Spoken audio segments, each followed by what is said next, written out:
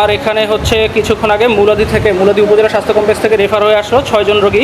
তারা প্রাথমিকভাবে হিস্ট্রি দিয়েছে ফিজিক্যাল অ্যাসল্টের, এবং রোগী হচ্ছে 6 জন রোগী। মান্না 22 বছর, হামিম 20 বছর, বাইজিৎ 23 বছর, আবদুল্লাহ 19 বছর, শারাফাত 24 বছর এবং রাকিব 24 বছর।